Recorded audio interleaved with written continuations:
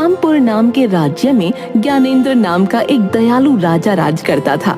उसकी प्रजा उससे हमेशा बहुत खुश रहती थी, लेकिन उसके ठीक विपरीत उसका बेटा ध्रुव बहुत बिगड़ा हुआ था। उसे प्रजा के सुख दुख से कोई मतलब नहीं था। नगर में राजा का पुत्र ध्रुव अपने कुछ सैनिकों के साथ घुड़सवारी करने में मस्त था, और तभी उसे घुड़सवारी करते हुए रास्ते के एक तरफ एक गरीब की झोपड़ी दिखाई दी।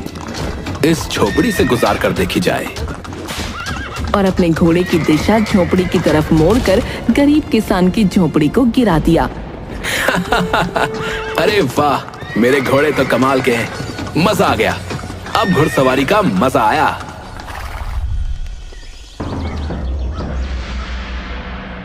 अगले दिन राजमहल में। क्या बात है मंत्री, ये शोर कैसा हो रहा है? महाराज, एक आदमी अंदर आने के लिए दरबान से लड़ रहा है। अरे, अब ऐसा क्या हो गया जो वो इतना तड़प रहा है? उसे अंदर आने दो।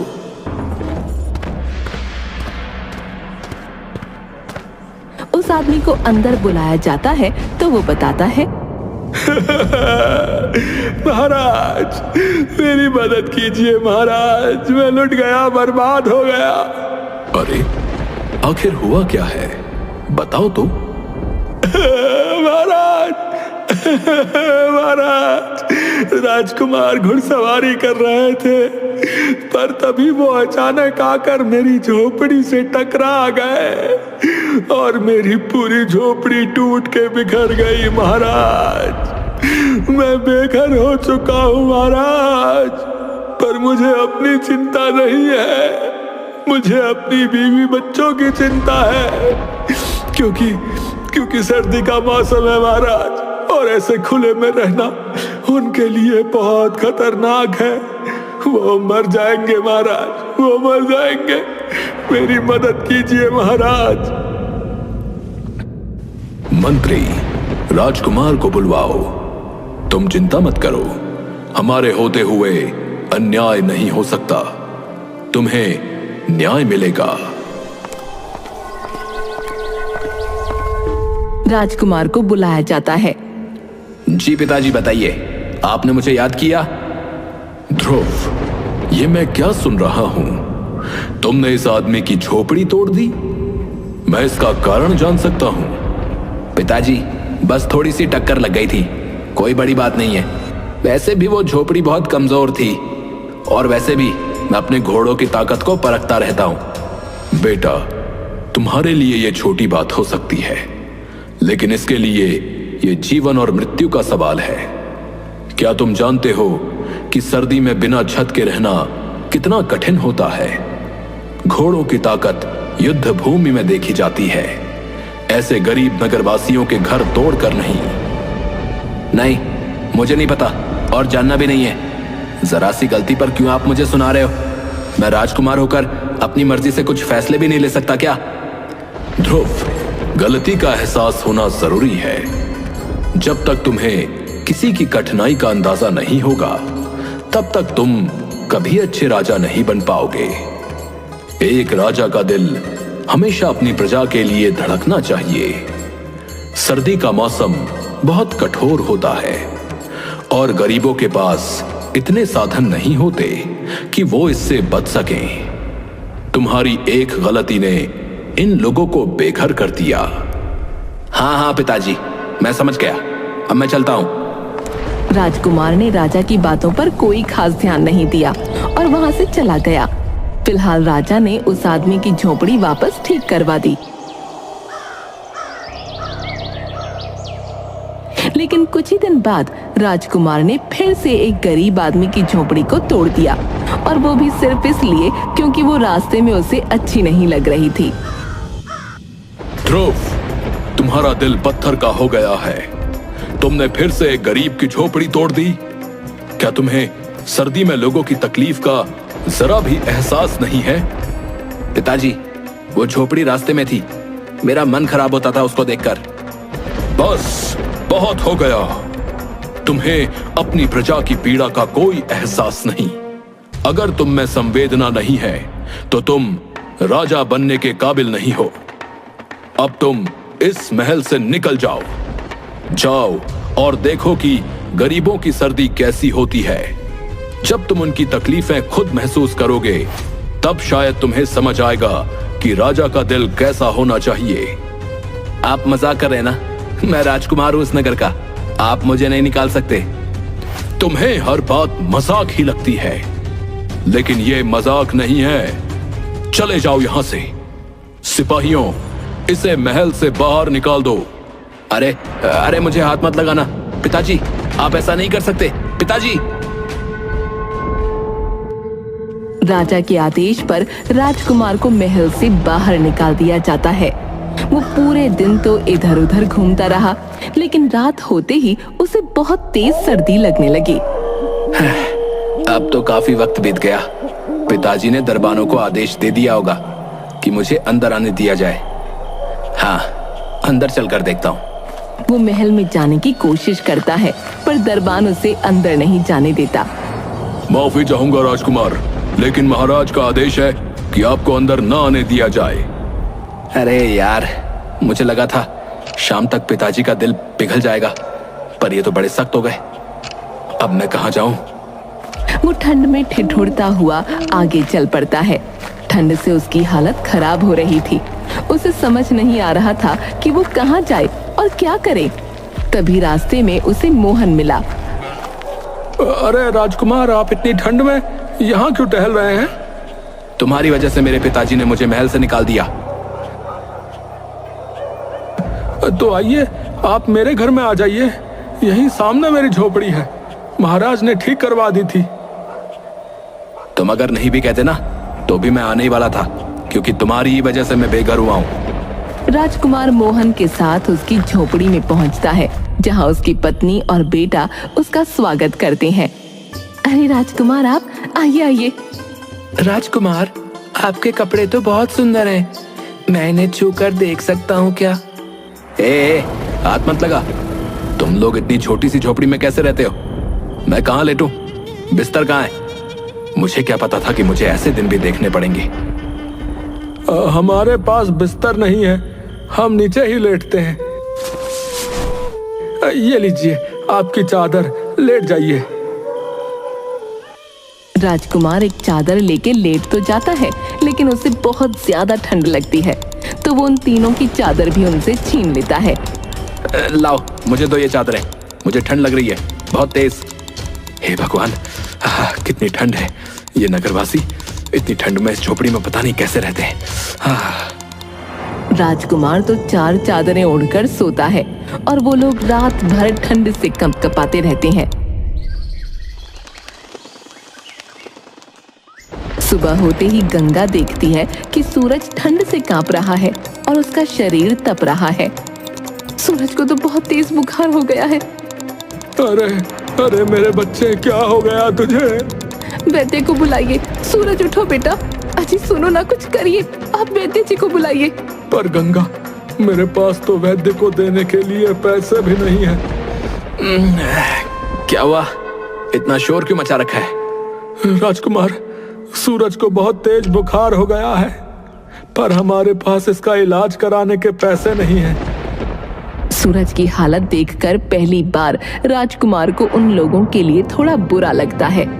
हे भगवान, मैंने इनकी चादरें छीन ली। शायद इसी वजह से सूरज इतना बीमार हो गया। वो अपना हार उतार कर मोहन को देता है और कहता है, अब ये हार ले लो, इसे बेचकर सूरज का इलाज करवाओ। राजकुमार, ये तो बहुत कीमती है। हाँ, पर ये सूरज के जीवन से ज्यादा कीमती नहीं है। जल्दी जाओ, वैद्य को बुलाओ, और हाँ, बाजार से कुछ कंबल और बिस्तर भी खरीद लेना। राजकुमार, आपने हमारी जान बचा ली, भगवान आपका भला करे। मोहन सूरज का इलाज करवाता है और साथ ही कुछ कंबल और बिस्तर भी ले आता है। अगले दिन राजा राजकुमार से मिलने आता है। ध्रुव, अब कुछ समझ आया कि नहीं? महल की याद आ रही है? मुझे महल की कोई जरूरत नहीं है, मैं यहाँ ठीक हूँ, आप जा सकते हैं। ये घमंड सही नहीं है ध्रुव, पर ठीक है, जब तक तुम्हारा मस्तिष्क ठीक नहीं होता यहीं रहो। धन्यवाद, पर मैं अपनी जगह पर खुश हूं। राजा वापस महल लौट जाता है। उसी रात अचानक एक भयानक तूफान आता है। हवा की जोरदार आवाज से झोपड़ी हिलने लगती है और कुछ ही पलों में झोपड़ी टूटकर बिखर जाती है। मोहन, उसकी पत्नी, बेटा और राजकुमार सभी खुले आसमान के नीचे ठंड से कांपने लगते हैं। हे भगवान, अब हम क्या करेंगे? ये रात कैसे गुजारेंगे? माँ, बहुत ठंड लग रही है। गंगा, हमारे हाथ में कुछ भी नहीं है जो कर सके। अब बस इस रात को किसी तरह काटना होगा। ये ठंड इतनी कठोर है, कैसे सहते हो तुम लोग इसे रोज? हम तो जैसे तैसे हर रात गुजार लेते हैं, लेकिन आज की रात तो बहुत भयानक है। मैंने जब इन लोगों की झोपड़ी तोड़ी थी तब भी तो इनकी रात ऐसे ही गुजरी होगी ना। हे भगवान, मैंने क्या कर दिया था? जैसे तैसे सुबह होती है, लेकिन रात की सर्दी ने सबके शरीर को झकझोर कर रख दिया था। राजकुमार अपनी मोतियों की माला उतारकर मोहन को देता है और कहता है, मोहन, ये लो, इसे बेचकर झोपड़ी को ठीक करवा लो। धन्यवाद राजकुमार। धन्यवाद तो ठीक है, पर तुम लोग ऐसे कैसे जीवन काटते हो? गरीब का जीवन ऐसा ही होता है राजकुमार। आप तो पहली बार गरीब की सर्दी देख रहे हैं।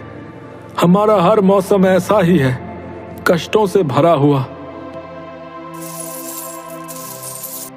मोहन उस माला को बेचकर झोपड़ी सही करवा लेता है। लेकिन कुछ ही दिन गुजरते हैं और उनके घर में खाने का सब सामान खत्म हो जाता है। मोहन, घर में अब कुछ भी खाने को नहीं बचा है। सर्दी ने तो हमारी सारी उम्मीदें छीन ली। हाँ गंगा, बर्फ के कारण खेतों में कोई काम नहीं हो पा रहा है। लकड़ी काटने का काम भी ठप पड़ा है। इस ठंड में कोई पेड़ काटने नहीं जाता। अब क्या होगा? यह वक्त भी गुजर जाएगा, बस हमें सब्र रखना होगा। मोहन, मेरे पास अब सिर्फ ये एक अंगूठी बची है, इसे बेचकर कुछ खाना ले आओ। अब राजकुमार, आप इतना कुछ दे चुके हैं, ये अंगूठी मत दीजिए। मोहन, ये समय सोचने का नहीं है, जाओ इसे बेचकर खाने का इंतजाम करो। मोहन अंगूठी बेचकर खाना ले आता है। 1-2 हफ्तों तक वो खाना चलता है, लेकिन फिर सब कुछ खत्म हो जाता है। अब न मोहन के पास कुछ बचा था, न ही राजकुमार के पास। अब तो खाने को भी कुछ नहीं बचा। आगे की सर्दी कैसे काटेंगे? क्या यहाँ कोई ऐसा काम नहीं होता जिससे कुछ पैसे कमाए जा सके?